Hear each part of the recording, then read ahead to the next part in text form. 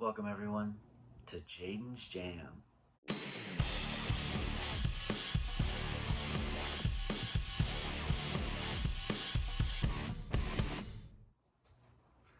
So I wanted to talk about Batman Caped Crusader on Amazon Prime. So I've seen the first 5 episodes of the show so far. I'll do a follow-up video talking about the last half and just the show as a whole. But I really wanted to talk about the show because I love it so much.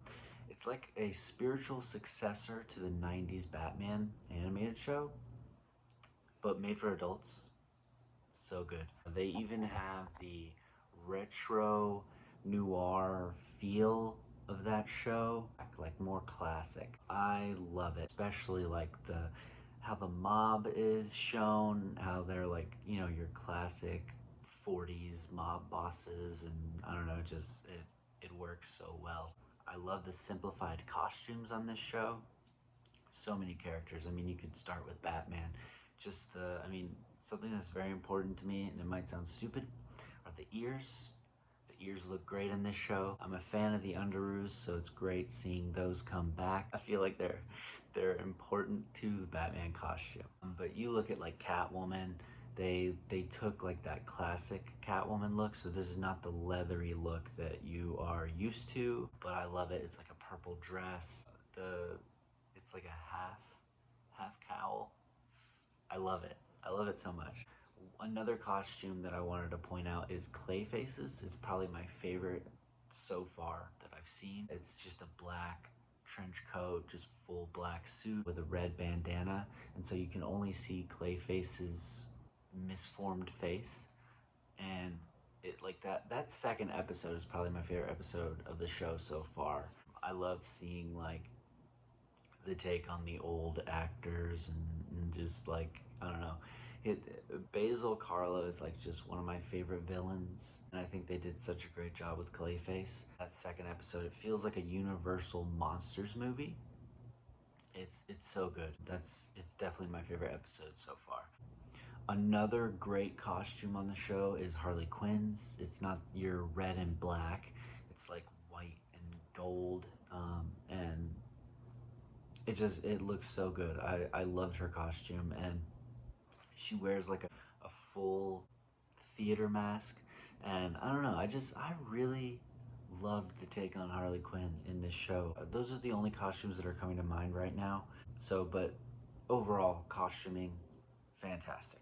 I would say the writing on the show also top notch. They even got Greg Rucka and Ed Brubaker, who are famous for their comic book writing. I love the fact that they actually got comic book writers on this show. Greg Rucka, he wrote the second episode, again, my favorite episode. And we also got Renee Montoya, written by Greg Rucka, who he is the best writer of Renee Montoya. He wrote Gotham Central. He was the driving force between her getting the question mantle. So I hope we see that on the show. Probably not till later on, but I really hope they bring the question on this show, because I think he would fit so well in this retro noir style that they've got going. But Greg Rucka, just a great writer, and he got to write, in my opinion, his best character that he's written in comics. He didn't create Renee, but he wrote her best stuff. So I loved seeing that he got to write her on this show. That was her big introduction in this show, was the second episode. Because I can't remember if she appears in the first, but I love that. And Ed Brubaker, he wrote the best Catwoman run with Darwin Cook, and he got to write Catwoman in episode 3, which is a great episode. I always love seeing Catwoman and Batman together, and that's like, they nailed Batman and Catwoman. Like, they nailed that dynamic. They nailed Selena Kyle. It's Ed Brubaker, so like, one of the best comic book writers of all time. I would argue that, Captain America, Daredevil. He's written so much good stuff. So I loved seeing that he got to write episode 3. And he actually wrote episode 3 and 4, and they tie in pretty heavily together, which makes sense. Episode 4, we got Firebug, which I didn't know was an actual character from the comics because I've read a lot of Batman. And I'm used to seeing Firefly, who is one of my favorite villains in Batman's Rogues Gallery. So I thought at first it was going to be Garfield, Firebug, who apparently is a rival of Firefly in the comics. So I'm hoping they kind of laid a little bit of groundwork that Garfield comes into the show. Because I would love to see Firefly. he's such a good character. Episode 5, that's the Harley Quinn episode, and that's probably my second favorite episode so far. I liked seeing a different take on Harley. She has that tinge of anti-hero in her already, and I like that they separated her from Joker and they made her her own thing. I really enjoyed that. Of course, maybe when Joker comes in, eventually they'll do like something with them, but I love the fact that they set her apart. We even get her first before we get the Joker. I don't even know if Joker's in this season. I'm kind of hoping he's not, because I feel like we focus on him so much in Batman media. It'd be nice to like have a break from the Joker, because everybody knows the Joker. He's great. I'm sure when he appears on the show, he's going to be awesome to see. But so far, I like that we haven't seen him. And again, I've only seen half the season, so maybe he appears at some point near the end, or there's a hint. I don't know. But I really liked Harley Quinn. I like the fact that she's not crazy like she is in the comics and in other appearances that we like with Margot Robbie's take on Harley Quinn. Like, she's crazy, but she's crazy in a different way. I liked how she was like serious in this show, and she was like, she had her heart near the right place. I don't even know if I can say in the right place, but near the right place. But that's what made me enjoy her so much. That episode, episode 5, just a great episode. And then, I mean, if we go down the cast, you got Diedrich Bader as Harvey Dent. Harvey Dent's been great so far with what we've seen of him. John DiMaggio as Bullock. Give me more Bullock, please. I like seeing... Oh, and then Gary Anthony Williams playing Flash, like, because Bullock and Flash are partners, so you constantly see them together on screen. And I like both of them together. I like their back and forth. Flash is the more corrupt one, and he's kind of pushing Bullock to be corrupt like him. Not that Bullock needs much pushing right now.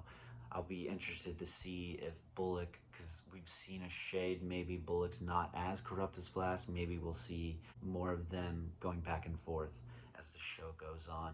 Eric Morgan Stewart as Commissioner Gordon, great.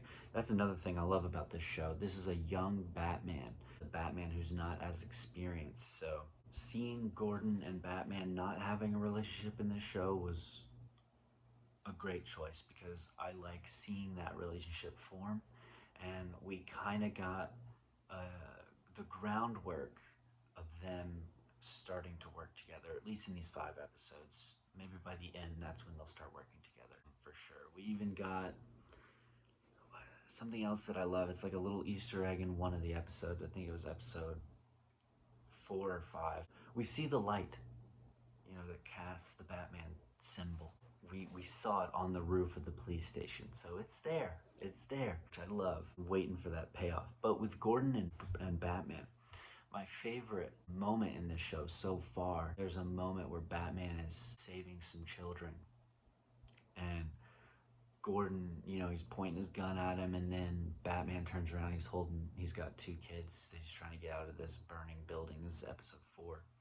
It was such a great moment. It actually made me a little emotional seeing it. It was just so great, and that's like that groundwork for them that they're eventually going to work together. So that Gordon sees that Batman's not, he's breaking the law, and he's a vigilante. Michelle C. Bonilla as Renee Montoya, love it. She's great.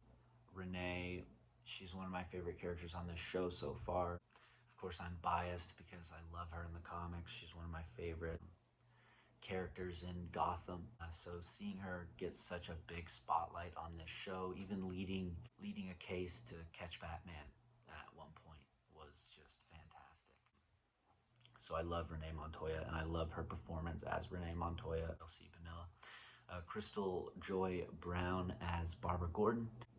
Great so far. I mean, we've only gotten a here and there Barbara. She appears here and there, but she hasn't done a ton yet. I like that they kind of tied her in with being friends with Harley Quinn, also being tied to Renee Montoya because of her father. So I like they've set up a lot of these interpersonal relationships outside of Batman, which I really enjoy, and I think she's great as Barbara Gordon so far. The only thing dealing with Barbara Gordon, I'm a little worried because it is Bruce Timm. I do like Bruce Timm. I love the animated show, the Batman animated show. I love like his style. You know, his art style is great. I think he's got such a unique style. So I love him for his technical ability and the fact that he created this show and it's so good so far.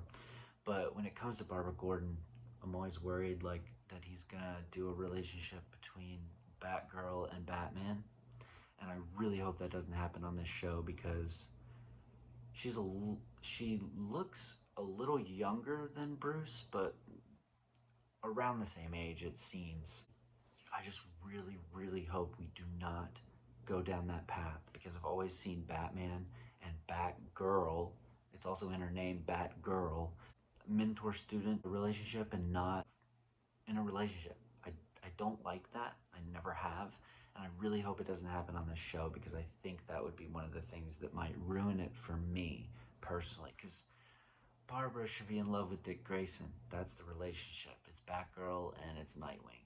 For me personally. Or Nightwing and Starfire. I could go either way. But I love them together, but I do not want Barbara Gordon and Batman to date. Jamie Chung, she plays Harley Quinn. Again, great. I mean, I really enjoyed her performance. I think she is one of the standouts on this show is Harley Quinn. I love her performance. Christina Ricci, even like she could have even played Catwoman in live action. She's so good. She pulls off the flirting with Batman really well. The sexy but dangerous personality, like the she pulls off the cat burglar so well. Minnie Driver, she plays Penguin. That's one change. So that's a big change that they've made. Is Penguin is a female on this show. I don't have a problem with it. I think they made it work. Even her some of her sons are gangsters who work for her, and them calling her mama. And I think she pulls off actually more of an intimidating Penguin than the short, weak Penguin that we often see, where Batman can take him out with one punch. Not on this. They have actually Penguin and Batman have a great fight at the end of the first episode, which so I like the taller, muscular Penguin in this show. It's definitely different than what we're used to, but I really enjoyed it. And then yeah, Dan Donahue is Clayface. Nailed it again. My favorite episode of the show so far. I think he pulled off the tortured actor taking things way too far. I love Clayface's origin, and I think they really nailed it here. Actually, just one more thing really quickly. Jace Ritchie, he wrote the first episode. I've got no previous experience with his work, but I think he did a great job with the first episode. I do want to point out Hallie Wigren Gross. She wrote the fifth episode, which is the Harley Quinn episode. Awesome. Awesome job. And I looked her credits up. The only thing I know her from is apparently she co-wrote The Last of Us Part 2. I know, I hear the groans. I really enjoyed that video game. So seeing her get this show, I really liked her writing. I hope like maybe next season we get to see more comic book creators maybe write an episode, maybe write a single episode or something, because Ed Brubaker and Greg Rucka, they they they knocked it out of the park. That's really honestly like my favorite thing about this show. That's pretty much all my thoughts on the show so far. So like again, it's such a good show, and I really think like anybody who's hesitant, maybe because you love Kevin Conroy so much, or maybe that's too painful still to watch a new Batman animated show without him. I think Hamish Linklater nails it, and I think it's worth your viewing. The action, the animation is great. Yeah, I could go on and on about this show, even though I've only seen 5 episodes. One thing I will say, and this is more of a negative on Amazon than anyone, I really don't like the releasing the whole show at once. I would have loved to have this weekly. It's easier for those of us who work or have kids to enjoy a show, like watching it weekly, that's one of the best parts about House of the Dragon is you get an episode a week and it lasts longer. You get to build your audience too. So it was a little shocking to see the whole season released at once, which maybe they didn't have full faith in it, but I gotta say, I don't know why Max passed on this show. Amazon Prime just continues to kill it with animated shows. I mean, whether you talk about Invincible or Legend of Vox Machina, Batman Cave Crusader is another one of those. Like, they are really doing a good job with animated shows right now. And I just don't know why Max would have passed on this, because this show is fantastic so far. But yeah, it's a great show. I think everybody out there who's a Batman fan should check out the show because it is